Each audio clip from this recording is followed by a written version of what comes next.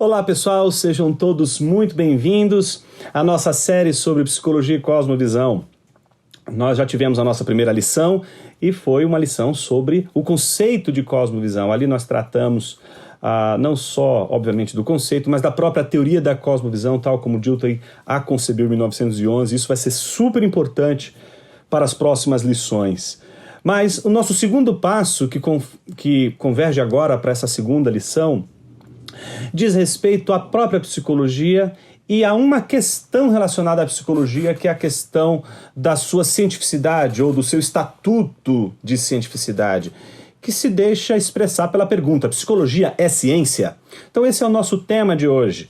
E para a gente considerar o tema de hoje, eu estabeleci a seguinte estratégia. Nós vamos primeiro explicar o conceito de ciência e vamos partir desse conceito na sua antiguidade, no seu contexto antigo e medieval, mostrar como esse conceito se solidificou ao longo da história de uma maneira bastante panorâmica, a fim de mostrar o contraste com, digamos assim, a ressignificação do conceito de ciência no contexto da modernidade, sobretudo por intermédio das obras de pensadores importantes como René Descartes e Immanuel Kant. E nós vamos concluir o nosso trajeto mostrando os desdobramentos dessa ressignificação da modernidade na, digamos, manifestação do cientificismo presente ali no movimento positivista e que é justamente o contexto do nascedouro da psicologia como uma disciplina autônoma, uma disciplina emancipada agora, portanto, da filosofia. Porque é isso que acontece desde o início da filosofia, digamos assim, existem várias disciplinas que são filosóficas, como metafísica, a lógica, a epistemologia, a estética, ética, todas elas são disciplinas filosóficas e a psicologia também era uma disciplina filosófica. Mas ao longo dos grandes acontecimentos da modernidade, a psicologia se solidificou como uma ciência autônoma. E é essa discussão que nos interessa hoje, justamente porque essa questão vai trazer luz a outras lições que nós vamos tratar adiante. Então, sem demoras, eu gostaria de começar a nossa aula de hoje com um belíssimo texto do Goethe, esse famoso e importante literário representante do romantismo alemão, que escreveu essa belíssima obra chamada Werther. Em algumas edições tem o título Os Sofrimentos do Jovem Werther. Tem uma belíssima passagem aqui que nos servirá de introdução ao que a gente vai tratar hoje, que é o conceito de ciência, num primeiro momento, que é o conceito de ciência na antiguidade.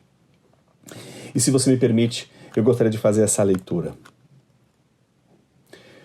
Quando sinto mais perto do meu coração o formigar de um pequeno universo escondido embaixo das ervinhas, e são os insetos, moscardos de formas inumeráveis, cuja variedade desafia o observador, e sinto a presença do Todo-Poderoso, que nos criou à sua imagem, o sopro do Todo-Amante que nos sustenta e faz flutuar no mundo de ternas delícias. Então, meu amigo, é quando o meu olhar amortece e o mundo em redor e o céu infinito adormecem inteiramente na minha alma como a imagem da bem-amada. Muitas vezes, então, um desejo ardente me arrebata e digo a mim mesmo: oh, se tu pudesses exprimir tudo isso, se tu pudesses exalar sequer e fixar no papel tudo quanto palpita dentro de ti com tanto calor e plenitude, de modo que essa obra se tornasse o espelho de tua alma, como tua alma é o espelho de Deus. Ah, meu amigo, este arroubamento me faz desfalecer. Sucumbo sob a força dessas visões magníficas. Esse belíssimo texto retrata essa experiência grandiosa que nós, seres humanos, temos diante de algo que realmente nos toca de forma última. Quando nos encantamos diante de algo extraordinário.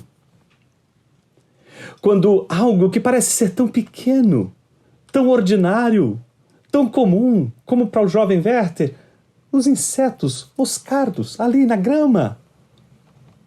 Ou como, por exemplo, relata Voltaire no Micrômegas, a história daquele gigante, que para ele a Terra, o planeta Terra é tão pequeno, mas ao mesmo tempo esconde uma grandeza absurda, espantosa, admirável.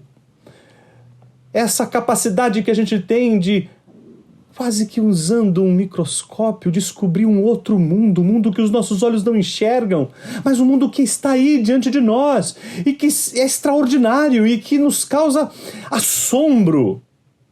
Ora, a filosofia, já diziam os antigos, ela surge de um espanto, e ela surge desse encantamento diante de algo tão grandioso, de algo tão incrível, de algo tão espantoso, que a gente se põe então a pensar e a refletir sobre todas essas coisas que nos espantam. Há uma passagem neste pequeno livro de Platão, que é o diálogo, chamado Diálogo Teteto, que é, na verdade, o diálogo fundante, diríamos assim, de Platão, sobre a questão relacionada à ciência e a distinção entre ciência, episteme, por exemplo, e essas outras noções que se passam por ciência, mas que não passam de meras opiniões ou perspectivas pessoais e que não têm os mesmos valores que, por exemplo, a episteme, a ciência teria. Nesse diálogo importante, eu queria começar com ele, aparece um diálogo de Sócrates, que é o mestre por excelência de Platão, né? Dialogando com um jovem filósofo que estava sendo treinado por um geômetra importantíssimo da época, chamado Teodoro. E Teodoro já via em Teteto esse espanto diante das coisas incríveis que estão por detrás do ordinário, do comum da vida. Então, numa desses encontros de Sócrates com os seus interlocutores, em especial aqui o Teodoro fala de Teteto, e Teteto é esse jovem, o jovem, inclusive, que dá o nome do diálogo de Platão, que vai conversar com Sócrates e vai ser indagado por Sócrates. E depois de Sócrates questionar sobre a questão relacionada ao conhecimento, a essa sabedoria que a gente vai chamar aqui de episteme, em distinção às doxai, ou a doxa, que é a opinião, ou as opiniões que as pessoas têm, ele fica tão maravilhado, que ele diz exatamente o seguinte a Sócrates: pelos deuses, Sócrates, causa-me grande espanto o que tudo isso possa ser, e só de considerá-lo chego a ter vertigens. E aí Sócrates responde: estou vendo, amigo, que Teodoro não ajuizou erradamente tua natureza, pois o patos do espanto é o verdadeiro distintivo do filósofo. Não tem outra origem a filosofia. Eu gostaria de repetir essa frase que Sócrates diz a Teteto a partir desta tradução que mostra agora para a gente algumas palavras importantes que são ditas por Sócrates a Teteto. Considere novamente a frase dita tanto por Teteto como por Sócrates. Observe, Teteto diz: pelos deuses, Sócrates, causa-me grande espanto o que tudo isso possa ser, e só de considerá-lo chego a ter vertigens. Observe que a palavra grega usada para espanto é taumatzen. Essa é a palavrinha do espanto, essa é a palavrinha do encantamento, essa é a palavrinha da admiração, essa é a palavra a qual nós estamos nos referindo nesse momento, que é uma experiência humana diante do ordinário que se abre diante de nós com uma riqueza e com uma força de impacto, digamos assim, com relação à nossa incapacidade de apreender toda a riqueza dos seus movimentos. Então, diante dessa expressão de Teteto, que parece o jovem Werther, que, admirado com tudo aquilo, ele fica num arrobamento, ele fica estonteante, ele fica, como o próprio Teteto diz, a ter vertigens. Então, a resposta de Sócrates é a seguinte: estou vendo, amigo, que Teodoro não ajuizou erradamente tua natureza, E aí ele diz, pois é verdadeiramente de um filósofo esta paixão, assim está no grego. Pois é verdadeiramente de um filósofo esta paixão, ou seja, todo filósofo possui esse patos. Observe que a palavra aí, patos, ela é importante. Ela diz respeito a esse sofrimento, esse sofrer, que não tem a ver, obviamente, com o sentimento, mas com o padecer.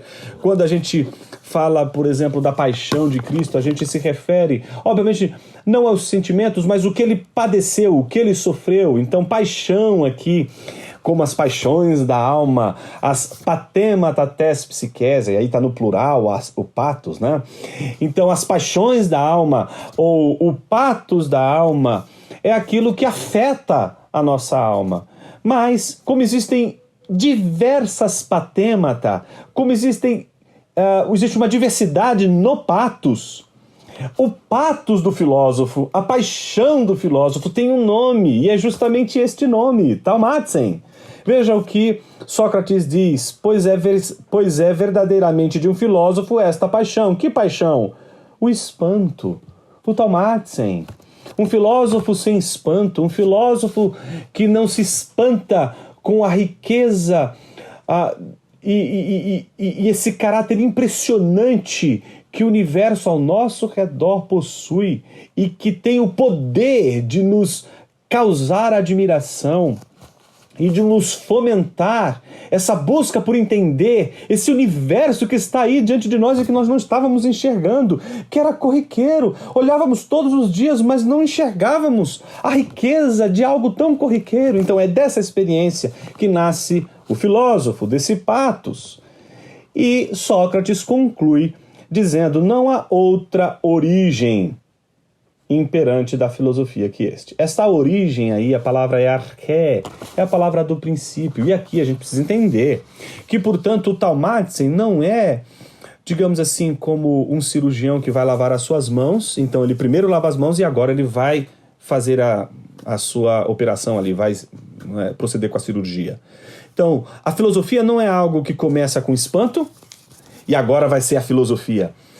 Quando a gente entende que a filosofia ela tem um patos e o seu patos é o espanto, e esse espanto, Sócrates diz que é a arché da filosofia, o que ele está dizendo não é que o taumatzen é apenas algo que desperta o filósofo, não, é aquilo que alimenta o filósofo do começo ao fim. O filósofo, durante toda a sua pesquisa, durante todo o seu envolvimento com o conhecimento, vai ser atravessado, vai ser consumido por esse espanto. E é esse espanto que causa, digamos assim, o interesse de Sócrates ainda mais por Teeteto, porque Teeteto está sendo, digamos assim, inquirido por Sócrates sobre o que é ciência. Sócrates está interessado em mostrar para Teeteto que muito daquilo que as pessoas têm dito que sabem, na verdade não sabem. Então aquela ideia de que só sei que nada sei, essa discussão que não é uma desculpa da ignorância. Sócrates não está dizendo, olha, eu sou ignorante, por isso eu não sei nada, não é? Ele não está falando isso, obviamente. Ele está dizendo, só sei que nada sei, depois que ele fez o dever de casa, depois que, admirado diante de tantas e tantas e tantas coisas que estão que estão presentes nesse ordinário que a gente vive, ele descobriu que pelo menos aquilo que as pessoas dizem com tanta naturalidade e respondem de maneira tão ligeira a essa questão que os espanta no ordinário, Sócrates, não é possível que essa resposta que você está dando para esse grande problema que está agora diante de nós é tão simples assim como você está dizendo. Então o filósofo não se contenta com as respostas ligeiras, com as respostas rápidas. E essas respostas ligeiras, respostas rápidas, é aquilo que Sócrates vai chamar a atenção de Teeteto para as doxai.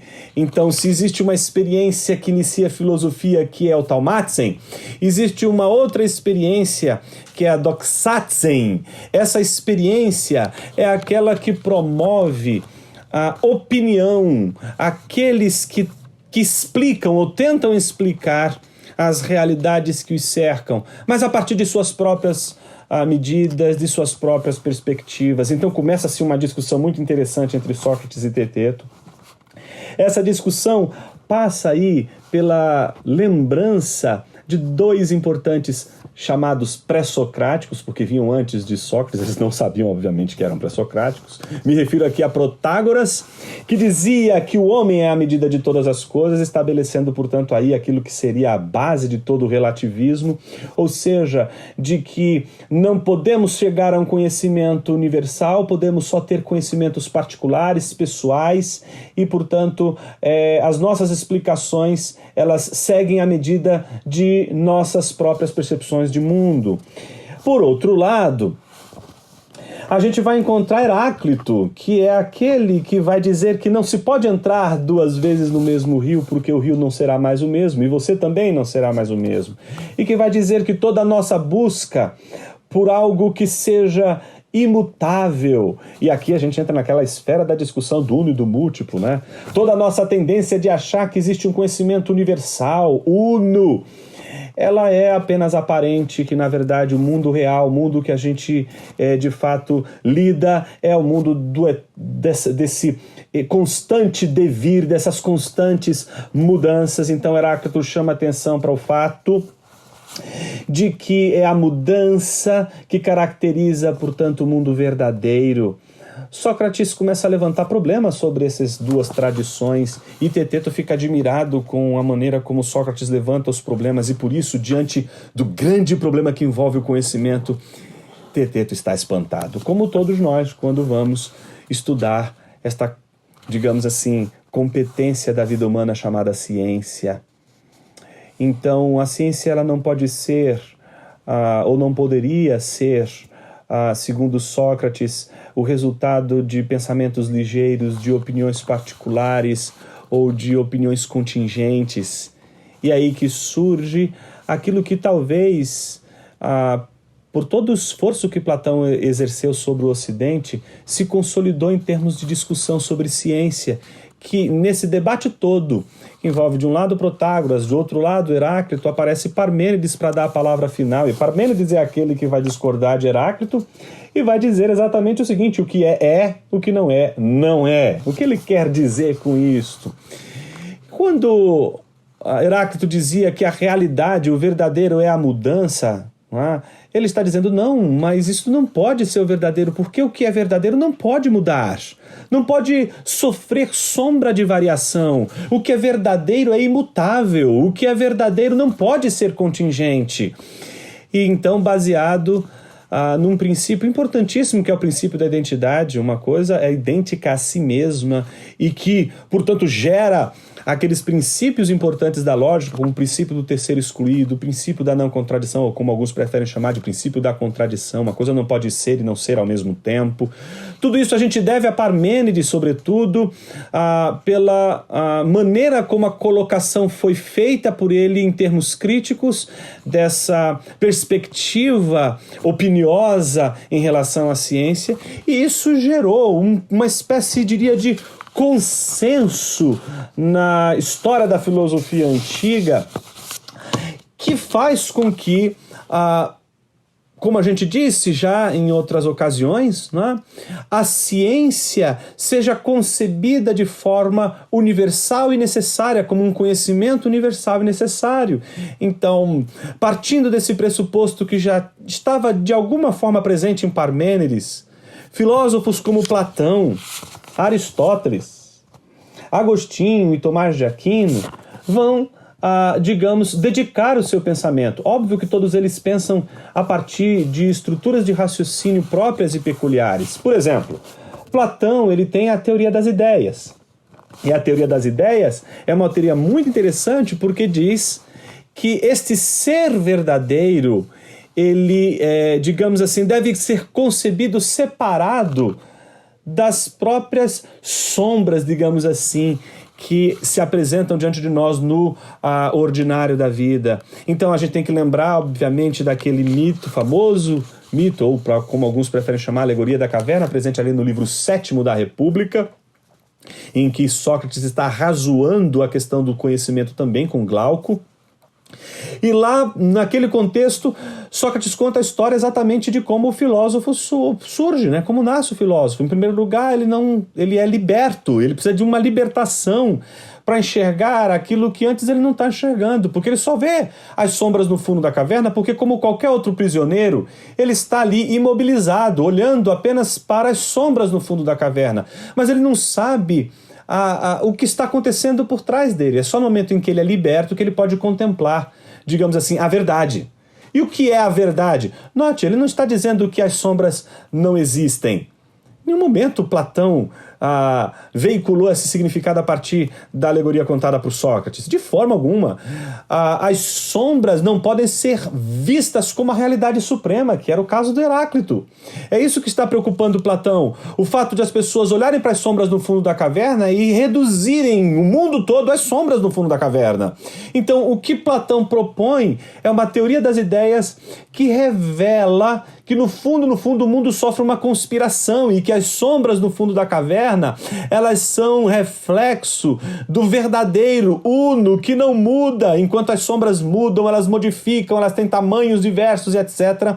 Nós temos aqui no mundo das ideias esse mundo, digamos assim, inalterável, imutável, inteligível e que se contrasta com o mundo das sombras ali no fundo da caverna, não porque, digamos assim, não há nenhuma relação entre um e o outro, mas porque todas as sombras são imitações dessa ideia última, dessas ideias últimas presentes nesse mundo inteligível. Então, se a gente quer conhecer as sombras no fundo da caverna, a gente não pode, de forma alguma, se limitar apenas a elas mesmas e nem reduzir o conhecimento ao conhecimento das sombras.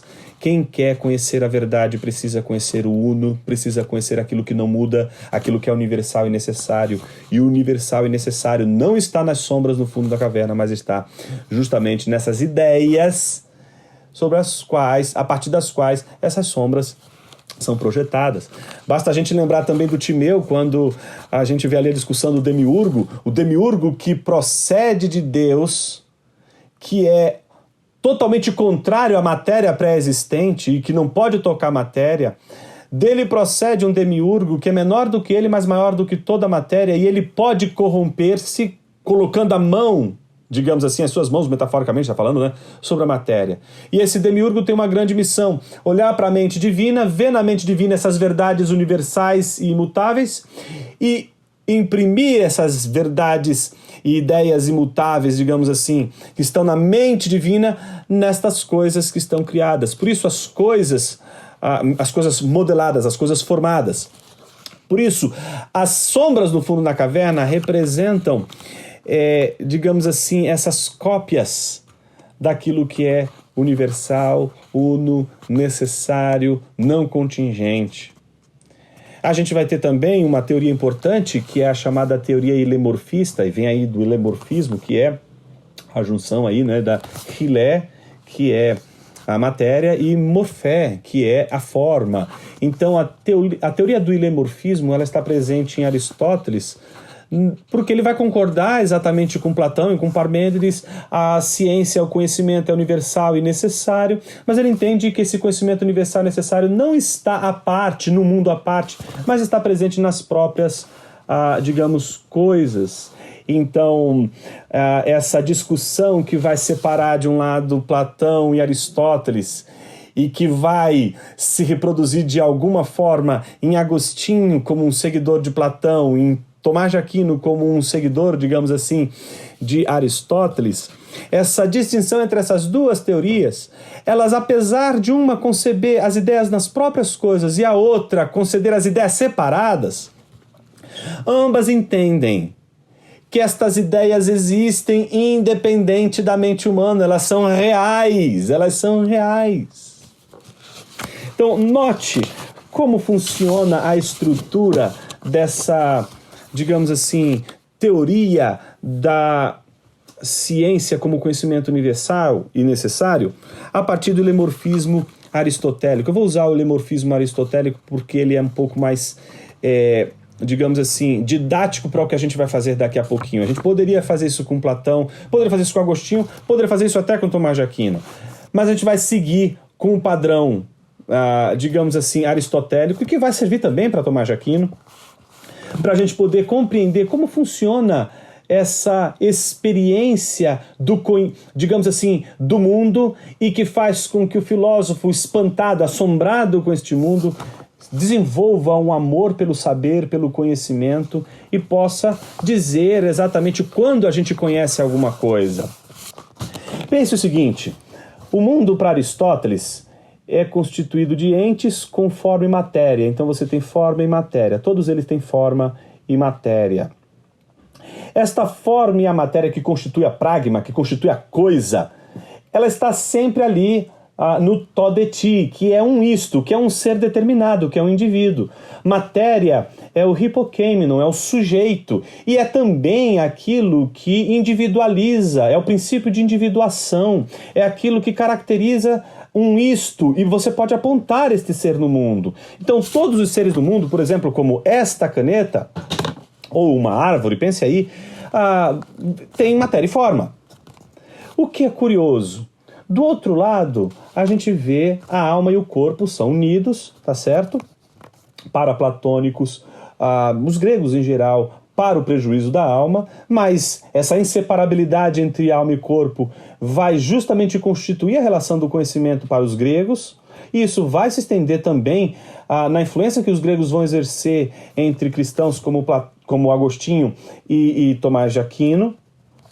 E nessa união da alma e do corpo, a gente vai ver a alma, sobretudo, com uma faculdade chamada a faculdade da imaginação, que é uma faculdade que, por sua vez, reproduz, digamos assim, o ambiente de apreensão que os nossos sentidos têm das coisas no mundo, não é, dos sensíveis do mundo, àquilo que é inteligível na mente. Eu vou explicar isso mostrando aí o exemplo.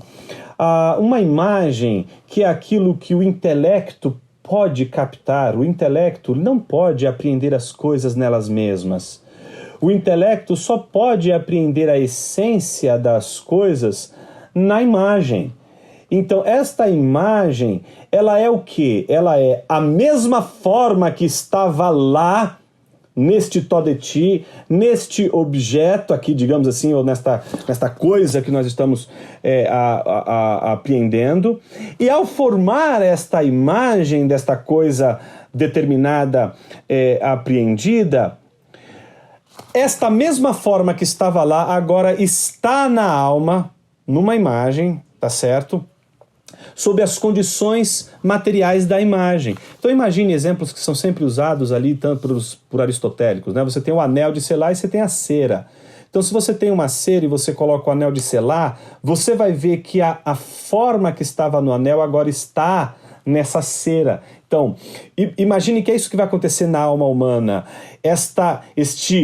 Este digamos, to de ti, este, digamos assim, objeto que está diante de nós, esta coisa que está diante de nós, um to de ti, que se imprime em nossa alma, ele não entra em nossa alma com a sua matéria, mas o que está em nossa alma, impressa em nossa alma, é a forma, mas essa forma não está separada, ela está unida às condições materiais da imagem. E é na forma da imagem que o intelecto recebe essa forma, abstraindo as condições materiais e produzindo, portanto, o conceito.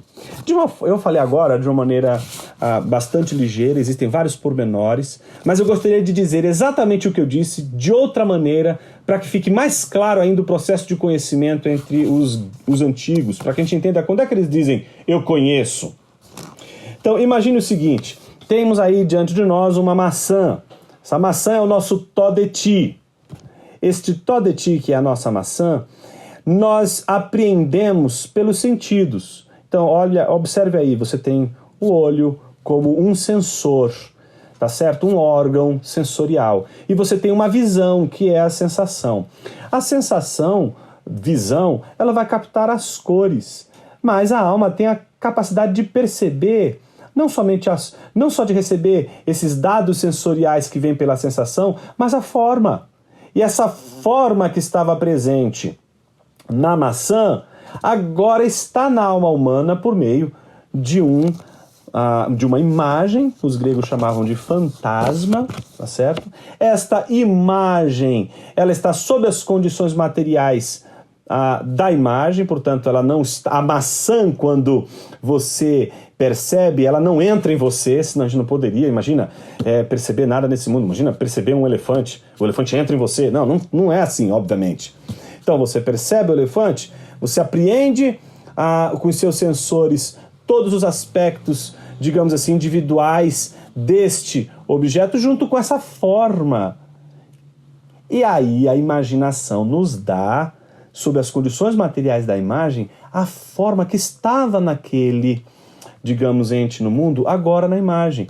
E aí o nosso intelecto, ele vai fazer duas coisas. Ele vai sofrer, obviamente, ele vai padecer desta forma, mas ele também vai abstrair desta forma e produzir um conceito. Quando ele produz o conceito, então nós temos ali um conceito que é universal e necessário. Então nós estamos diante, portanto, nesses termos do conhecimento.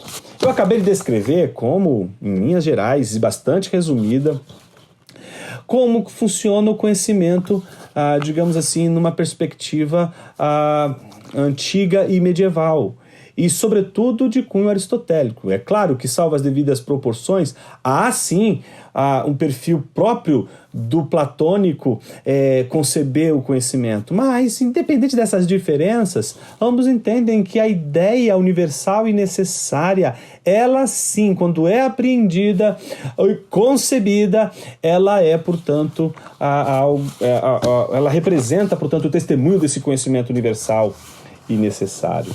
Então, observe que isso é uma concepção realista de ciência. Tá certo? Platão, Aristóteles, Agostinho, Tomás de Aquino, eles entendiam a ciência nesses termos e concebiam que, portanto, a ciência estava baseada numa confiança de que é possível conhecer esses universais, essas formas presentes nesses indivíduos e que estão agora presentes na alma por meio das imagens e abstraídas pelo intelecto, fazem com que a gente possa conhecer o universal e o necessário. Então, note que se você até agora diz assim, Jonas, eu estou meio que boiando, o que você não pode perder de vista e que tem que ficar claro é de que não há construção de mundo. Ninguém, nem Platão, nem Aristóteles, nem Agostinho, nem Tomás de Aquino produzem um mundo. Eles não produzem mundo, não produzem conhecimentos. Conhecimento não é produzido. Conhecimento não é construído. Não há construção de conhecimento. O que há é a apreensão das formas universais e necessárias. Então, o conhecimento não é outra coisa senão apreensão. Na medida em que a apreensão disso tudo, ele ao mesmo tempo tem, na realidade, o critério pelo qual podemos saber se o que nós dizemos conhecer é verdadeiro ou não. Então, se eu faço uma afirmação, está chovendo, e eu olho lá fora, não está chovendo, essa falta de adequação mostra que, portanto, o real, o que está acontecendo, o que está diante de nós, tem sim um peso significativo para determinar o que é ciência e que, portanto, a ciência se constitui a partir dessa apreensão do universal e necessário e o testemunho, obviamente, dessa realidade, digamos assim, confirmada pela adequação. Bom, diante de tudo isso, a gente tem um resumo muito simples do que é a ciência para um Platão, um Aristóteles, um Tomás de Aquino, tá certo? Um Agostinho, um Tomás de Aquino. Para todos eles, conhecer é apreender, ou para fazer jus aí também aos platônicos, é lembrar, mas jamais construir, jamais produzir. O sujeito, digamos assim, só vai ser um produtor de conhecimento, considerado como produtor de conhecimento na modernidade. E é por isso que nos interessa agora, neste salto que vai da antiguidade e Idade Média para a modernidade e contemporaneidade, observar dois outros pensadores que vão apresentar uma outra maneira de conceber o conhecimento. O primeiro deles é o Descartes, que oferece para a gente uma espécie de dualismo metafísico. Então ele diz algo muito curioso, né? Não é surpreendente que ao me criar, Deus me tenha imposto essa ideia como se fosse a marca do artífice impressa em sua obra. Então observe que para Descartes, isso está nas suas meditações, né? Para Descartes, as ideias que a gente chamaria de universais e necessárias, aquelas que seriam realmente ciência, elas estão colocadas em nossa mente? Como assim? Por que nessa história da ciência moderna as coisas começam a ter esse tipo de mudança? Para a gente compreender isso, imagine que Descartes ele vai fazer frente a toda essa estrutura que eu acabei de descrever. Eu optei por explicar o ilemorfismo aristotélico justamente porque é mais fácil de a gente entender o que Descartes está propondo como mudança, inclusive, nesse padrão. Se, por exemplo, a gente tem a unidade do conhecimento e o princípio de razão suficiente na coisa, por que eu digo isso? Eu e você podemos conhecer uma determinada coisa porque a unidade do conhecimento está aqui. Então, a forma está aqui. Então, eu e você aprendemos essa forma e produzimos um conhecimento que é universal e necessário, digamos assim, e atingimos o conhecimento universal e necessário, que não diz respeito a este ou a esta coisa, mas aquilo que é universal e que todas as outras, digamos, os outros exemplos, as outras canetas vão, de alguma forma, compartilhar. Esse conhecimento, ele é aprendido por nós, a unidade está na coisa. O que vai acontecer na modernidade é algo totalmente diferente. O que vai acontecer na modernidade é a constituição de um sujeito que conhece. Se antes, na antiguidade e na modernidade, a questão do sujeito não importava porque a unidade do conhecimento estava na coisa, na modernidade, no universo contemporâneo que a gente vive, como a unidade de conhecimento está no sujeito, então as coisas mudam de figura. A pergunta é como a unidade de conhecimento foi parar no sujeito?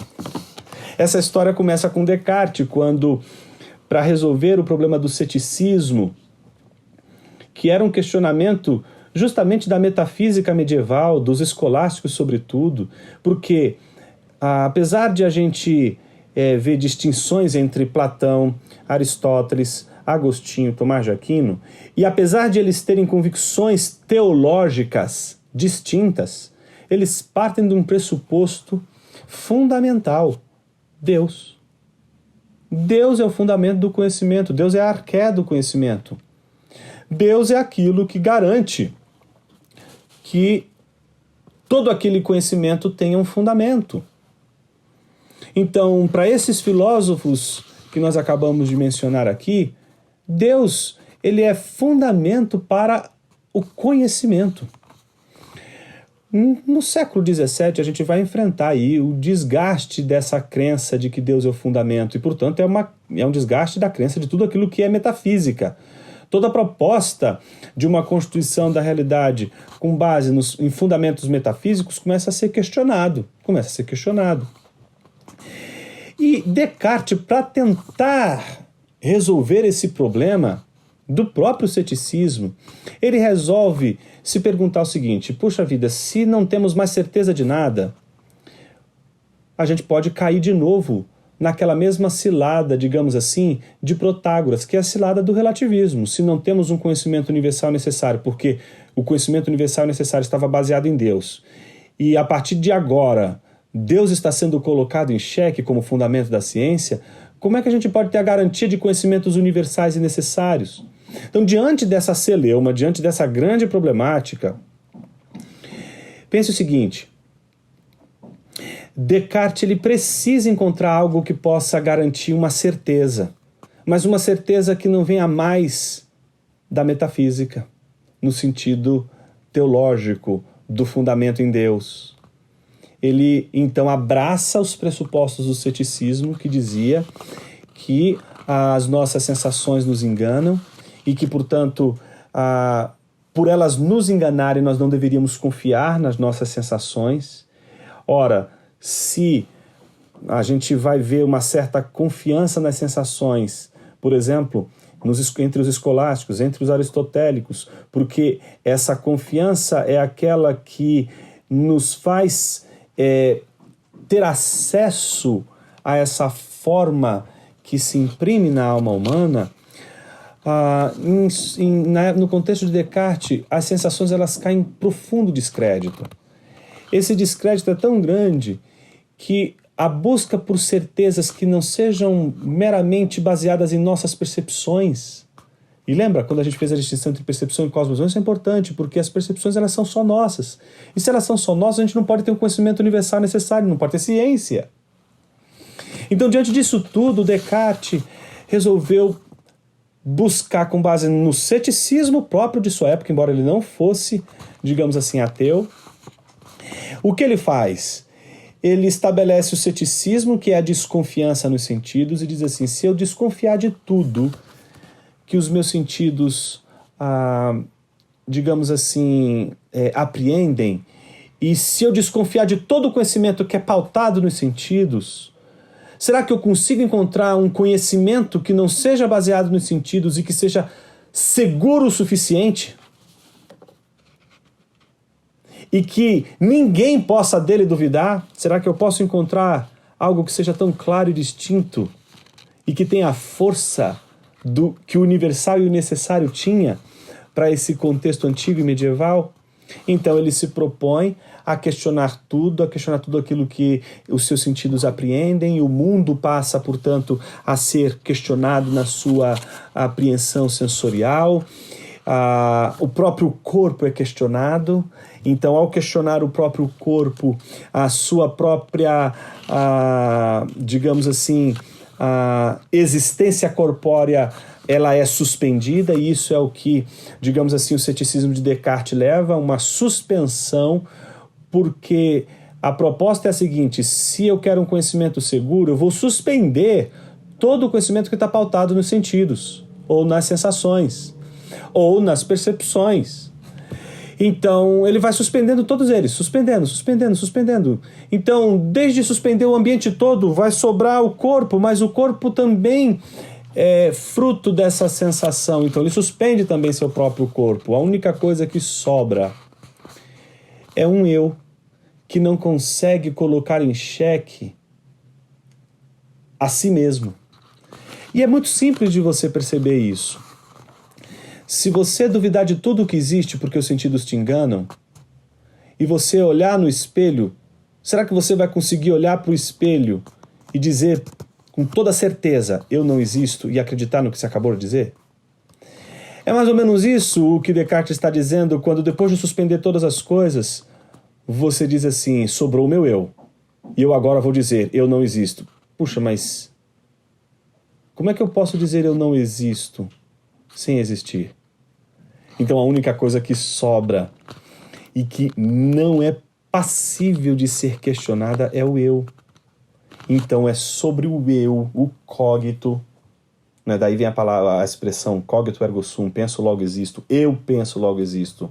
Né? Então, com base no fato de que eu penso e eu não consigo duvidar de que eu penso enquanto estou pensando, o que a gente encontra é um Descartes dizendo o seguinte, olha, encontrei o fundamento. E com isso mudou-se toda a história. Se antes o conhecimento tinha uma ordem, e essa ordem começava com Deus, e então ia descendo do mundo até chegar o eu, agora o que a gente tem é um eu. E esse eu está na ordem, digamos assim, lógica. Ele segue o padrão da ordem, melhor dizendo, do conhecimento. Na ordem do conhecimento, a primeira coisa que eu tenho certeza não é de Deus, é do eu. Então o fundamento mudou. O fundamento agora, embora ainda permaneça, ele já não é o primeiro. Deus não é o fundamento primeiro. Mas Deus vai aparecer, e como a gente viu na frase, ele diz, não é surpreendente que ao me criar, Deus me tenha imposto essa ideia. Ora, por que Deus aparece então em Descartes se ele já encontrou o fundamento do conhecimento no próprio sujeito?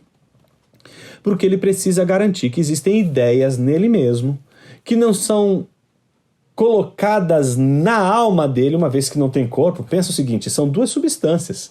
É isso que o Descartes vai dizer. É a substância que pensa e a substância extensa. Essa res extensa, que é o corpo, não entendido com essa materialidade, mas é o corpo matematizado, é o corpo, digamos assim, na geografia que ele apresenta por suas formas geométricas, etc. É isso que interessa para Descartes. Este corpo, ele está fora do conhecimento, do padrão do conhecimento. Então aqui está o dualismo cartesiano. O corpo, ele está suspenso, a única coisa que sobra é a alma. Este sujeito não pode duvidar que ele duvida, mas como é que ele pode dizer que ele tem conhecimentos seguros na alma dele, se todos os conhecimentos que ele teve até então vieram dos sentidos? Então ele vai ter que dizer, não, existem conhecimentos que estão aqui dentro de mim e que não têm a origem nos sentidos. Ora, de onde vêm então esses conhecimentos? De onde vêm essas ideias, como por exemplo a matemática? De onde vem essa ciência, esse saber? Descartes vai dizer, vem de Deus. Pô, mas aí como é que você vai fazer para provar? Mas a gente acabou de tirar Deus da jogada. É aí que ele vai tentar e vai apresentar um argumento para provar que Deus existe, justamente para atender a um mecanismo hipotético do engano. Por exemplo, o que garantiria que essas ideias que eu tenho aqui mesmo, que não têm origem, por exemplo, nos sentidos, não são algum ente maligno me enganando? E aí ele vai recorrer, portanto, à prova da existência de Deus para mostrar que Deus é o fundamento e a origem dessas ideias que estão na sua mente e que não estão na sua mente por meio dos sentidos e por isso elas são confiáveis. Eu apresentei em linhas gerais aqui o que Descartes entende por conhecimento. Não é à toa que nesse mesmo contexto a gente vai encontrar uma crítica a Descartes, por exemplo, por Blaise Pascal, que é um dos mais importantes críticos do pensamento cartesiano. Inclusive conta-se que isso se descobriu depois, né? Que ele, sempre que trocava o seu casaco, ele costurava uma espécie de dito que ele mantinha sempre junto a ele, que dizia, dentre muitas coisas, exatamente isso: não o Deus dos filósofos, mas o Deus de Abraão, Isaque e Jacó. Com isso ele queria mostrar a distinção entre aquilo que os antigos e os medievais faziam quando entendiam que Deus era o fundamento da ciência e aquilo que Descartes está fazendo ao recorrer a Deus não como fundamento da ciência, mas como garantia da ciência. Então essa leve mudança é fundamental porque, em primeiro lugar, como vai dizer Heidegger, né? Diante do Deus de Descartes, ninguém dobra os joelhos, ninguém canta louvores, ninguém oferece sacrifícios, porque o Deus de Descartes é só uma estratégia lógica, digamos assim, uma hipótese para justificar a presença de conhecimentos inatos e que, portanto, não vêm pelos sentidos, mas que estão presentes ali no sujeito. Então o sujeito detém conhecimentos nele e esses conhecimentos estão infundidos nele por causa de Deus, e então ele prova que Deus existe justamente porque, se Deus não existir, ele não tem um fundamento para explicar estas ideias na sua mente. Você está entendendo o que isso significa?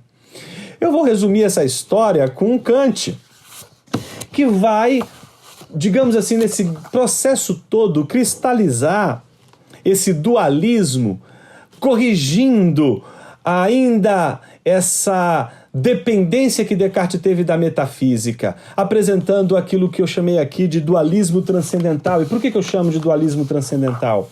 Porque imagine que, diante de toda essa história, Kant está observando tudo o que Descartes fez e diz assim, mas espera aí, alguma coisa está errada.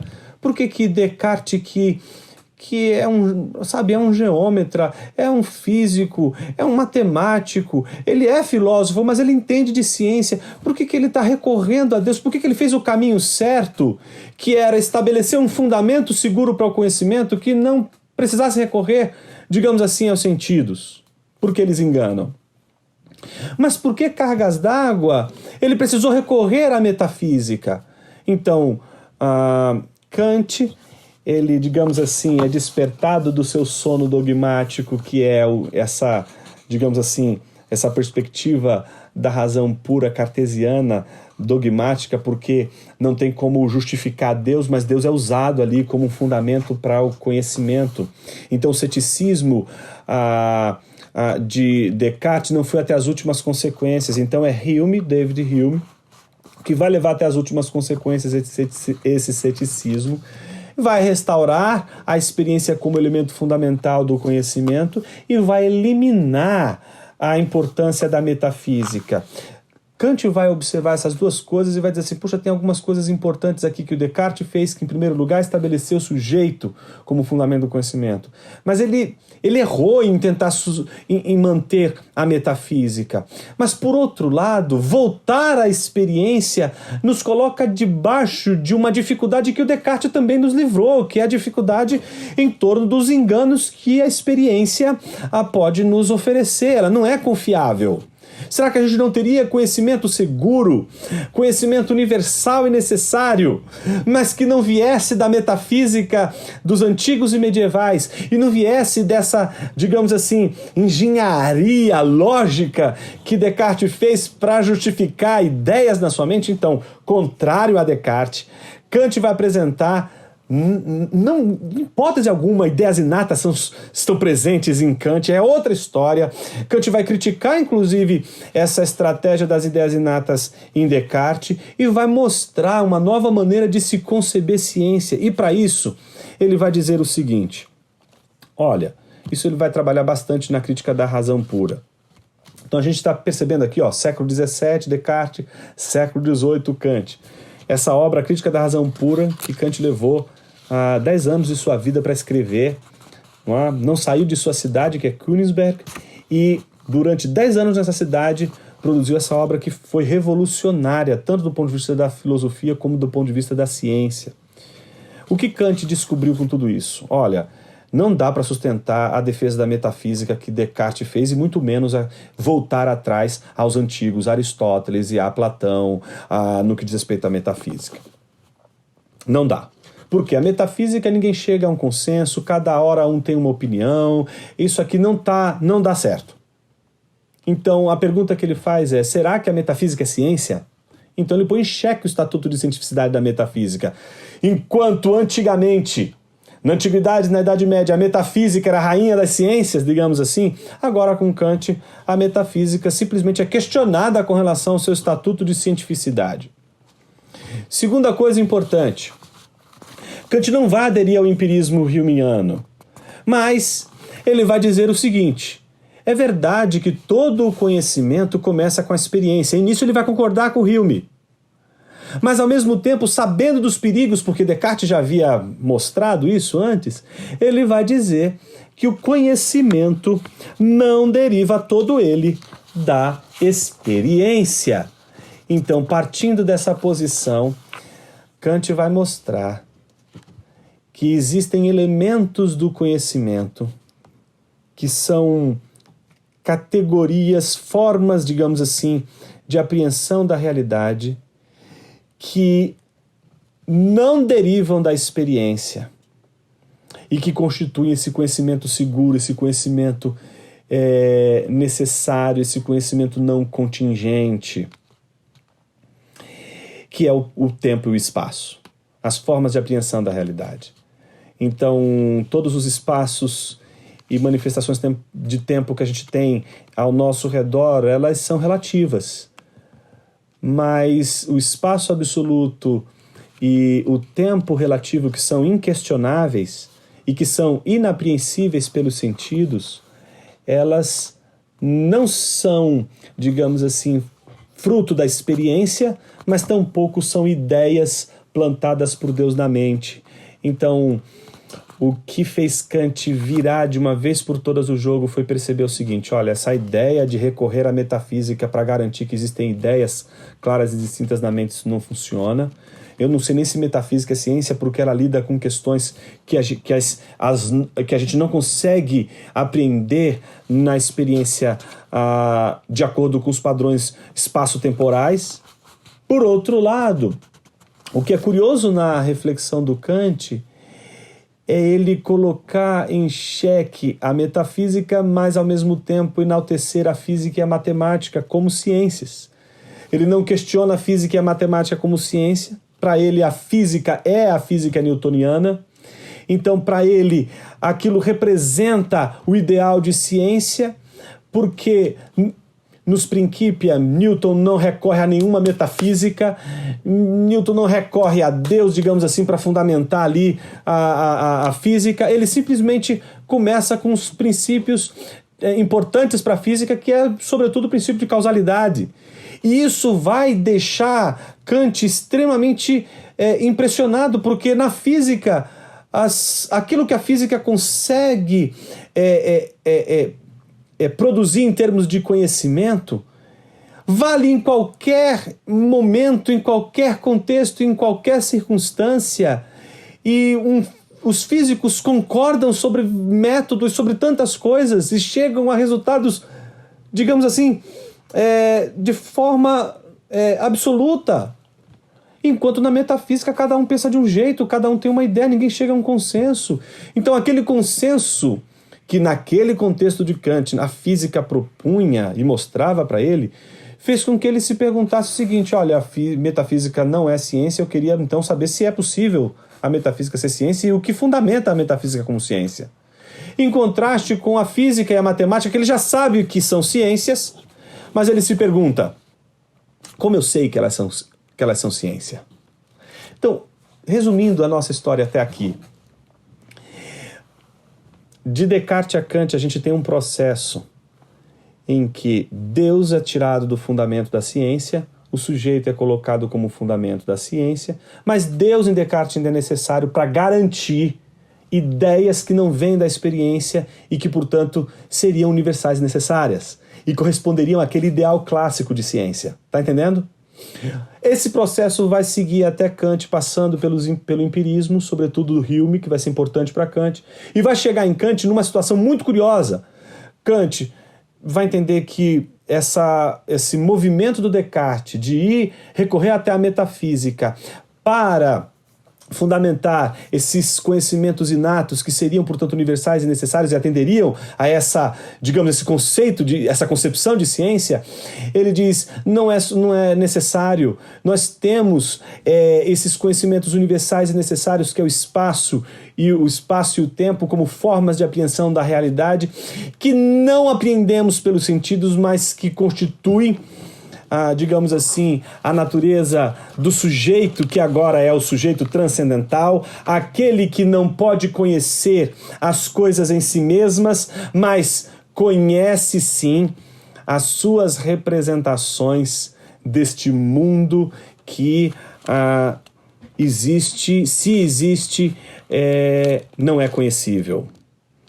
Quando Kant faz esse movimento todo, Kant diz assim: a física, ela tem um método, esse método está alinhado com o método da matemática, e ela tem um objeto próprio. O que é esse objeto próprio? Aquilo que está dentro dessas categorias do espaço e do tempo.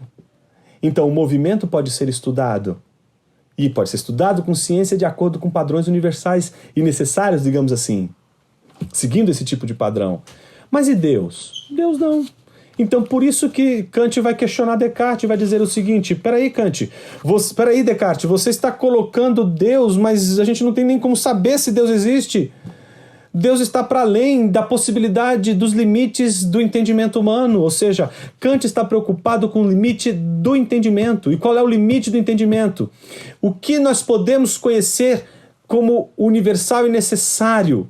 Somente aquilo que está dentro das formas de apreensão do espaço e do tempo. Então, Deus, o direito, a justiça, a beleza, os universais, digamos assim, que eram chamados de transcendentais pelos medievais, todos eles, a alma, por exemplo, que não se submetem, por exemplo, são objetos de ciência, mas não se submetem a essas categorias de apreensão de acordo com o tempo e o espaço, deveriam, portanto, ser lançados para fora de outro universo. Elas estão em outro universo da sabedoria humana, mas não deveriam ser objetos de ciência. Então, só pode ser objeto de ciência aquilo que se reduz ao método da física.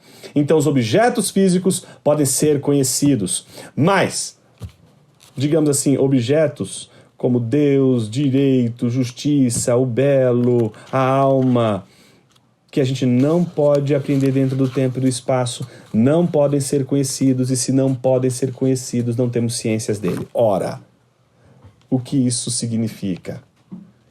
Que se física e matemática são ciência, porque elas entendem que a ciência se submete a esses critérios, e a teologia, o direito, as disciplinas, digamos assim, como psicologia, e que tratam de objetos que não são suscetíveis ao tempo e ao espaço, observação temporal, espaço-temporal, então, estas coisas elas deveriam ser tratadas num outro tipo de saber que não é o saber científico.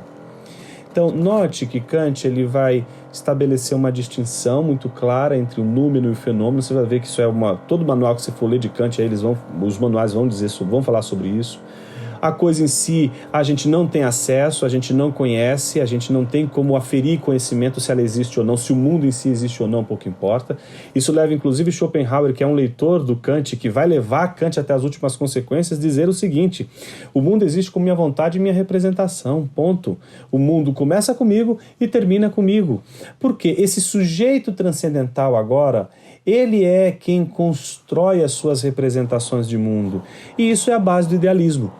Então, se por um lado a gente tem, digamos assim, um conhecimento realista, pautado, por exemplo, na apreensão de universais na coisa, agora o conhecimento é construído pelo sujeito a partir, digamos assim, dos limites do seu entendimento. Então, Deus, todos esses tipos de conhecimento que seriam impossíveis de acordo com o método da física, deveriam ser tratados por outros saberes, mas não por um saber dito científico. Desse universo, gente, vai surgir aquilo que a gente vai chamar de positivismo, e que vai ter como base o cientificismo. Eu não estou dizendo que Kant era positivista, mas eu estou dizendo que o positivismo vai se alimentar dessa mudança toda que Kant realizou. Então, a partir desse movimento que vem desde Descartes. Então, se o conhecimento universal e necessário estava presente nas coisas, e a unidade do conhecimento estava nas coisas, agora a unidade do conhecimento está no sujeito. Agora, como explicar esse sujeito? Porque Kant não fala de sujeitos transcendentais, ele fala de um sujeito transcendental. Esse sujeito transcendental como que se explica? Como que a gente se livra da acusação, por exemplo, de solipsismo, não é? Que é aquela ideia de que só existe um único sujeito. E como a gente explica isso? Será que esse sujeito é um sujeito absoluto? Nos moldes, por exemplo, daquilo que Hegel chamou de espírito absoluto? O que é esse sujeito transcendental? Esse sujeito transcendental é ele que detém a unidade do conhecimento, a unidade está nele. E por isso, a única coisa que a gente pode conhecer, de fato, não é a coisa em si, mas a gente só pode conhecer as nossas representações. Isso sim a gente pode conhecer. Então, para Kant, nossas representações nós podemos conhecer. É esse movimento que vai fazer surgir o positivismo. O positivismo, eu coloquei aqui 3 pontos importantes. Ele representava uma concepção científica quase hegemônica na Europa, principalmente na Alemanha. Não preciso nem dizer o porquê. Então, toda aquela confluência do racionalismo, que começa com Descartes e vai encontrar repouso ali em Kant, vai ter e vai dar seus frutos no século XIX. Então, século XVII, pensa aí o Descartes, século XVIII, pensemos aí a figura importante de Kant, século XIX, pensemos já a força desse positivismo que vai partir dessa modelagem da ciência pela física, e isso vai gerar uma celeuma nas universidades, porque se agora física e matemática é ciência, porque elas têm esses critérios, o que vai fazer com as outras disciplinas que se dizem ciência e que não atendem a essas demandas? Será que elas permanecem como ciência? Aí você vai ver a discussão entre filosofia e a Faculdade de Filosofia e de Teologia. Teologia é ciência? Então, se teologia agora já não é mais ciência, ela deveria ser tratada em outro universo, em outra esfera da sociedade? Qual é o lugar da teologia nessa história toda? Então, essa discussão começa exatamente nesse período, não é? Que vai caracterizar a modernidade tardia, vamos dizer assim, que penso ser aí o século XIX, esse século onde surge o positivismo e que apresenta uma modificação, uma radicalização desse conceito de ciência em Kant. Portanto, não estou justapondo o positivismo a Kant, apenas dizendo que o positivismo só foi possível por conta da elevação que a filosofia de Kant fez da física e da matemática como ciência. Com base nesses critérios, os positivistas diziam que fatos empíricos, nada de especulação e conceitos vazios. O que isso significa? Que o que importa são os fatos empíricos e tudo aquilo que não puder ser reduzido a um fato empírico não pode ser apreendido de acordo com as categorias de espaço e tempo. Então, se não pode ser apreendido de acordo com essas categorias, não podemos conhecer essas coisas. Então, tudo aquilo que estuda o direito, Deus, etc., devem ser considerados não mais como ciência.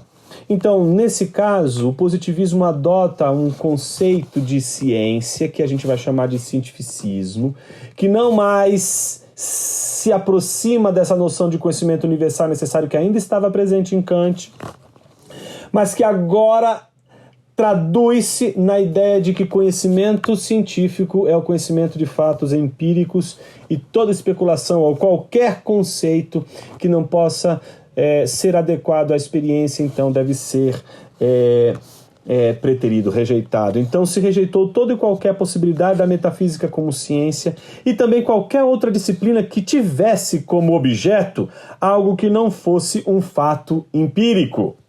Isso impôs a todas as disciplinas metafísicas, teologia, direito, psicologia, sociologia, a pecha de representacionismo. Então, todas elas só estudam suas representações, elas não dizem absolutamente nada sobre aquilo que realmente podemos conhecer, mas elas apresentam ali as suas ideias de mundo.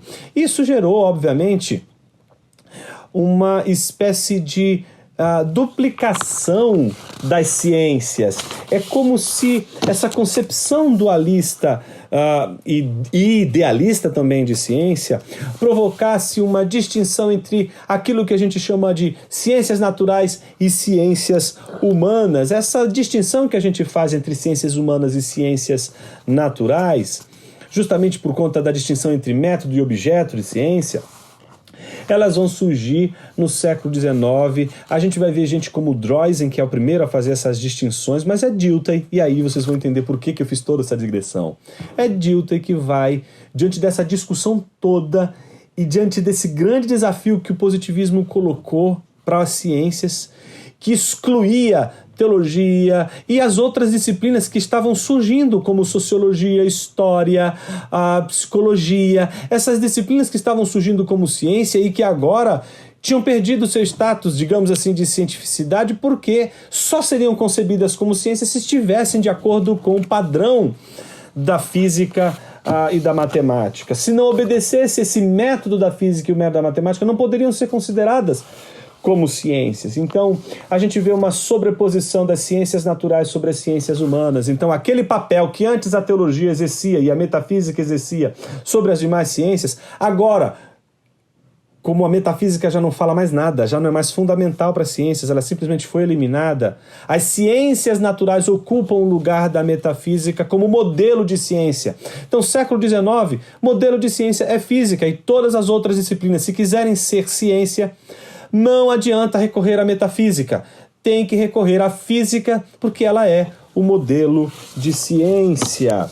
Essa distinção Dilthey estabeleceu entre as chamadas Naturwissenschaften, que é a tradução, a gente traduz isso por ciências da natureza, e as Geisteswissenschaften. Essas Geisteswissenschaften são a tradução, são um termo alemão para aquilo que a gente chama de ciências do espírito e que se convencionou chamar de ciências humanas. Essa distinção entre essas duas ciências são importantes porque essas distinções caracterizam ali o que vai ser ciência agora ou não. Então, note que se antes você tinha um Aristóteles estudando as paixões da alma no De Anima, no chamado De Anima, que era um tratado de psicologia, e um tratado de psicologia que fazia parte de toda essa organização das ciências e dessa crença de que ciência é conhecimento universal necessário. Agora, a psicologia, junto com outras disciplinas, estão buscando justificar-se como ciência. Só que como a filosofia está muito atrelada à metafísica, a esses estudos todos, a própria psicologia, como outras disciplinas, o direito, por exemplo, elas vão também caminhar com o mesmo, digamos assim, o mesmo objetivo de alcançar a cientificidade, não mais recorrendo à metafísica, não mais recorrendo, por exemplo, a Deus ou a qualquer outro pressuposto, mas recorrendo à própria física, à própria matemática como modelo para se constituírem como ciência. Dilthey faz a distinção entre esses dois tipos de ciência, mas ele vai fazer uma crítica radical ao positivismo, e essa crítica que nos interessa, e é com base nela que a gente vai caminhar para a conclusão da nossa aula de hoje, que eu espero nesses próximos 15 minutos aí oferecer. Nesse terceiro movimento da nossa explicação, nós nos encontramos então mais uma vez com Dilthey. Então Dilthey, ele está ali entre segunda metade do século XIX e início do século XX.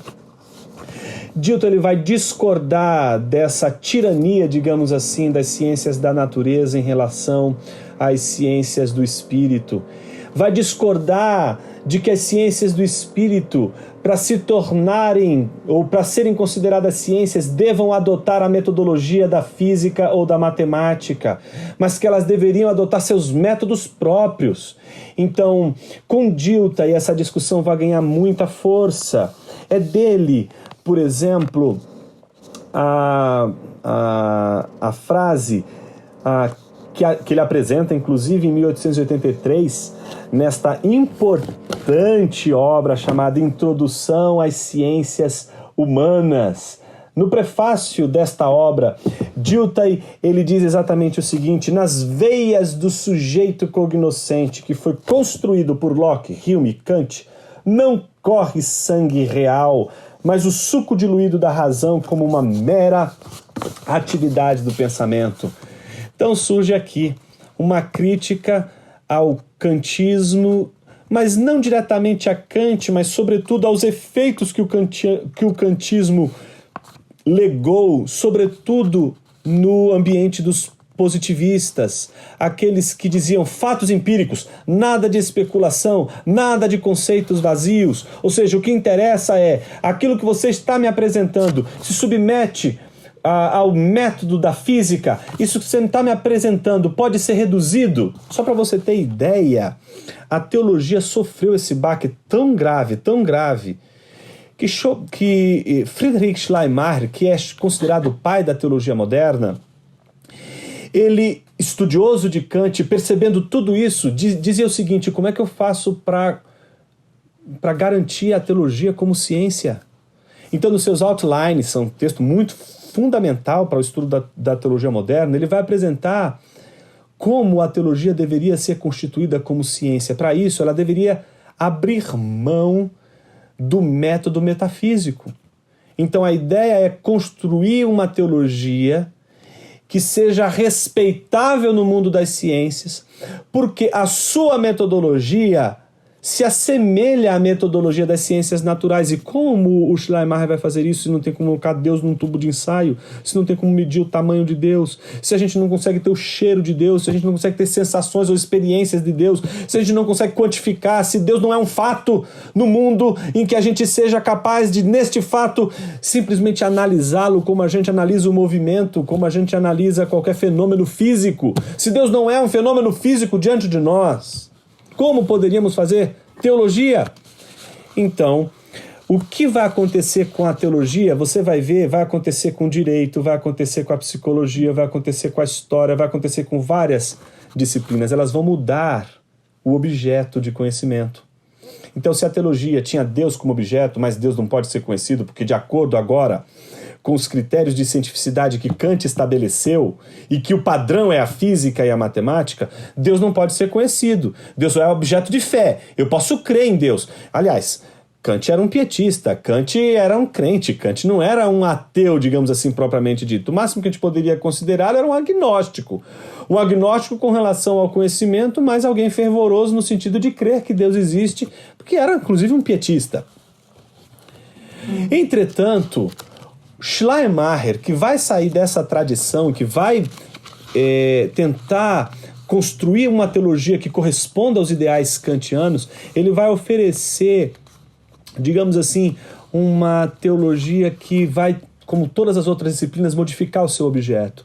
Então, se a teologia não pode estudar Deus, mas eu não poderia dizer que a teologia poderia ser o estudo do sentimento que os povos têm sobre Deus? Então, o Gefühl, que é o sentimento de dependência absoluta, não é, de Deus, isso eu posso reduzir a um objeto de análise. Eu posso analisar o que as pessoas dizem sobre Deus. Isso eu posso. Inclusive analisar com metodologia que segue padrões tanto matemáticos quanto físicos.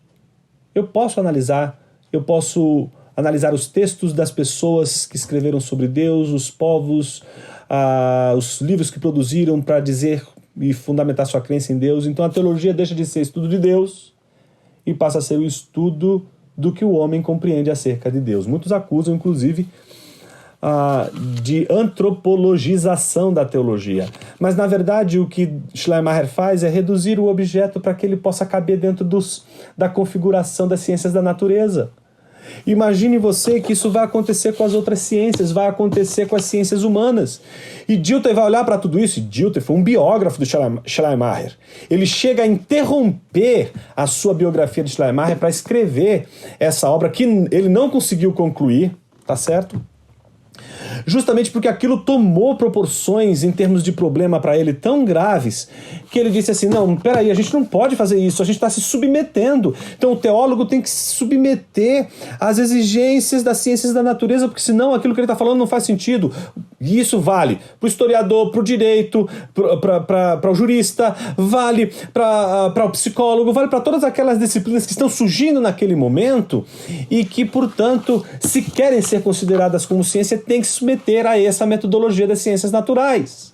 Então, o que o Dilthey vai fazer? Em primeiro lugar, reconhecer a grandeza da metodologia das ciências da natureza. Então ele vai estabelecer que elas têm uma razão de ser, de que elas têm uma tarefa, que a tarefa delas é explicar a razão de ser das coisas. Então elas são disciplinas explicativas. Elas explicam os fenômenos físicos. Mas a gente não tem só fenômenos físicos. A gente também tem fenômenos psíquicos. E agora a gente vai aterrissar esse nosso Boeing que por tantos momentos aí sofreu inúmeras turbulências. Esse Boeing vai pousar, e vai pousar exatamente no momento em que Dilthey diz o seguinte: existem fenômenos distintos, que são fenômenos psíquicos, que são fenômenos da ordem do espírito humano e que jamais poderiam ser tratados como fenômenos físicos. Então, num livro muito importante, e é um livro de 1894, chamado Ideias sobre uma Psicologia Descritiva e Analítica, Dilthey, ele vai dizer exatamente o seguinte: a natureza nós explicamos, a vida da alma nós compreendemos. Pronto. Aqui ele fez a famosa distinção entre Erklärung, que é a explicação, e Verstehen, que é compreender, que é a compreensão. Então existem ciências que são da ordem da compreensão e ciências que são da ordem da explicação. As ciências da ordem da explicação são ciências que reduzem o seu objeto ao fenômeno físico e só estudam o fenômeno físico. As ciências do espírito, ou aquelas que são dedicadas a compreender o nosso universo, elas não conseguem reduzir esse objeto, porque esse objeto está ligado a um todo muito maior do que ela. Ela está ligada ao enigma da vida. Aquilo que nos assombra, aquilo que assombra o ser humano, que olha para os fenômenos físicos, mas não são os fenômenos físicos somente que chamam a sua atenção e que causam espanto. Causa espanto é exatamente todos esses fenômenos físicos dentro de algo muito maior, que é a própria vida. Daí a Lebensphilosophie, a filosofia da vida, ser exatamente a melhor caracterização da filosofia de Dilthey, uma preocupação com o fato de que existem ciências que vão dar conta de fenômenos que nós não conseguimos reduzir, são fenômenos que extrapolam, são fenômenos que não temos controle e que por isso a nossa abordagem deles deveria ser uma abordagem pela via da hermenêutica, pela via da interpretação, pela via da compreensão, e por isso a gente nunca vai conseguir esgotar esses objetos, a gente nunca vai conseguir falar tudo desses objetos, a gente nunca vai conseguir fazer como um físico faz, que reduz e analisa somente aquele fenômeno físico e consegue ter conhecimentos muito claros e distintos sobre ele. Não, nós temos conhecimentos, mas eles não são, no mundo das ciências do espírito, esgotáveis, eles são inesgotáveis, e é essa a proposta do Dilthey. Dilthey propõe, portanto, oferecer para as ciências humanas uma outra abordagem e dizer a elas: vocês não podem se submeter a esse tipo de situação. Isso estava acontecendo com o direito. É só lembrar do Lombroso, por exemplo, que para analisar o criminoso fazia uma espécie de fisiologia, analisava o crânio, o tamanho do crânio, analisava o sistema nervoso e tudo aquilo que constitui os estudos do cérebro, para poder chegar ali a uma relação causal entre o físico do indivíduo e o seu, digamos assim, instinto criminoso. A mesma coisa, gente, vai acontecer com a psicologia. Por isso, Dilthey vai usar a psicologia como exemplo, como parâmetro.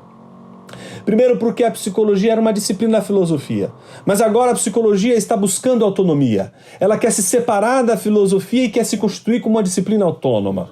Só que o que ela fez? Ela sucumbiu diante das ciências naturais, submetendo a sua metodologia à metodologia das ciências naturais. A prova disso está justamente neste importante psicólogo, digamos assim, que é Wilhelm Wundt. Wundt, ele escreveu essa obra, Grundzüge der physiologischen Psychologie. Essa obra ele produziu entre 1873 e 1874, é uma obra importante, são os fundamentos de uma psicologia fisiológica. Então note aí pelo nome, é a tentativa de produzir uma psicologia baseada na fisiologia. A fisiologia vai ser, sobretudo para as ciências, chamadas ciências humanas dessa época, a grande, digamos, metodologia. Não é à toa que isso é emblemático. Em 1879, Wundt funda em Leipzig o laboratório de psicologia, e alguns dizem que inclusive esta é a data do nascimento da psicologia como ciência. Ciência de acordo com os parâmetros das ciências naturais, entendem? E de acordo com o parâmetro das ciências naturais, regidas pelo cientificismo, não é tanto pela ideia de ciência que Kant tinha, mas a ideia dos fatos empíricos, digamos assim, dos positivistas. O que a gente vê é isso. Então, o que é curioso aqui? Uma psicologia tentando se fundamentar como ciência a partir do cientificismo, que concebe um sentido de ciência muito diferente daquele do realismo aristotélico e agora se funda numa espécie de idealismo cientificista. É nesse universo que a psicologia vai se emancipar da filosofia e se caracterizar como ciência nesses moldes. E é isso que Dilthey vai tanto criticar. Vai criticar o fato da psicologia ter se fundamentado como ciência de acordo com as ciências naturais. E para isso ela teve que reduzir o seu objeto. Reduzir o seu objeto significa desconsiderar, por exemplo, uma coisa chamada alma. Significaria desconsiderar tudo aquilo que não teria fundamentação em outro contexto que não fosse o contexto da metafísica. Então, a psicologia deixa de ser o estudo, portanto, da alma humana e passa a ser a fisiologia, digamos assim, dos estímulos do psiquismo humano. Isso não vai resolver muita coisa e vocês vão ver quando nós trabalharmos, sobretudo, nas duas próximas lições, o quanto a psicologia vai ter muitas dificuldades de se consolidar como ciência enquanto ela está, digamos assim, atrelada a essa perspectiva cientificista de ciência. E quem vai oferecer uma nova oportunidade de olhar a psicologia como ciência, mas como uma ciência humana, não seguindo esses métodos, é exatamente Wilhelm Dilthey, aquele que está preocupado com teoria das cosmovisões. Por isso eu já tenho aí para você, já dou para você uma pista do que a gente vai ver lá na frente. A gente vai ver que a relação entre teoria da cosmovisão e, ao mesmo tempo, esse nascimento da psicologia como ciência, portanto, é uma ciência novíssima, século XIX. Tá entendendo? Esta ciência ela vai já surgir no impasse. Ela vai usar o método da física, ou ela vai usar um método hermenêutico, ela vai usar o método da compreensão, mas se ela usar o método da compreensão, quais seriam os critérios para ser concebida como ciência? Mas será que toda a psicologia constituída nesse período, ela vai dar voz, ela vai ouvir as críticas que o Dilthey fez?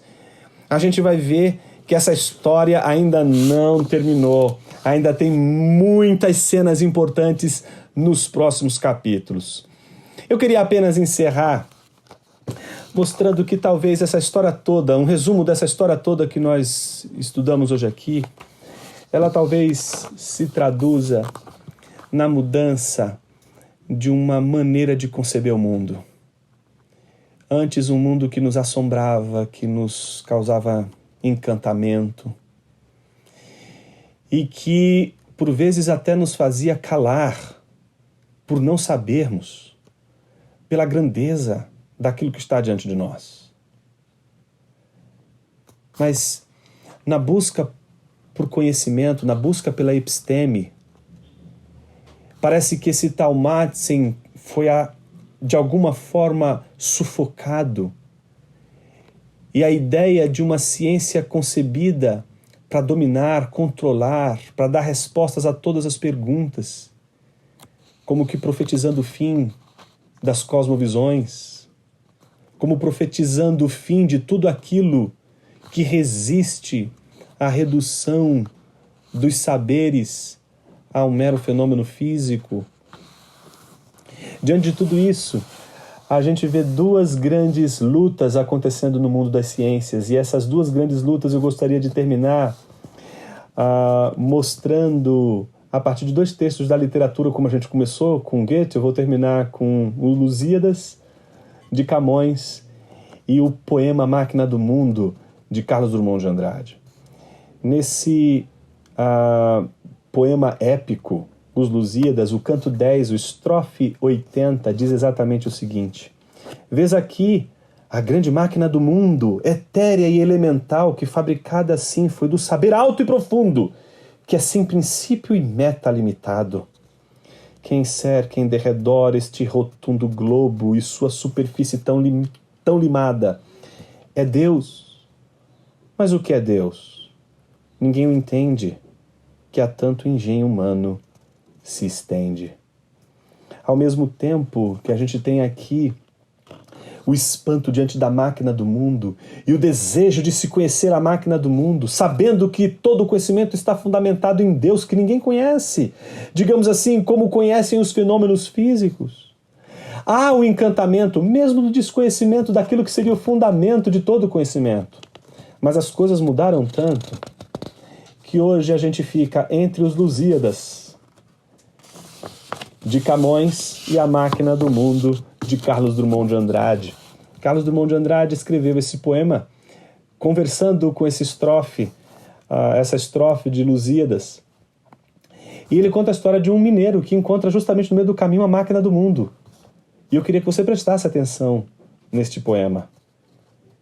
E como eu palmilhasse vagamente uma estrada de Minas, pedregosa, e no fecho da tarde um sino rouco se misturasse ao som de meus sapatos, que era pausado e seco, e aves pairassem no céu de chumbo, suas formas pretas, lentamente se fossem diluindo na escuridão maior, vinda dos montes e de meu próprio ser desenganado, a máquina do mundo se entreabriu para quem de a romper já se esquivava, e só de o ter pensado se carpia. Baixei os olhos incurioso, laço, desdenhando colher a coisa oferta, que se abria gratuitamente a meu engenho. A treva mais estrita já pousara sob a estrada de Minas pedregosa, e a máquina do mundo repelida se foi miudamente recompondo, enquanto eu, avaliando o que perdera, seguia vagaroso de mãos pensas.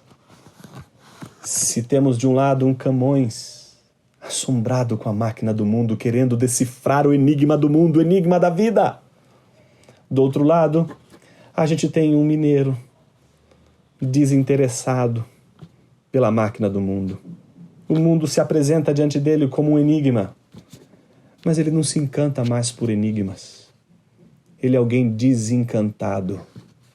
É alguém que não se espanta mais com o sentido da vida e com o enigma da vida. Eu sei que a aula de hoje, a lição de hoje, ela teve sinuosidades. Eu sei que a aula de hoje teve contornos extremamente difíceis, porque afinal de contas falar sobre ciência é falar sobre aquilo que nenhum de nós domina ou jamais poderíamos dizer que dominamos de forma tão competente assim.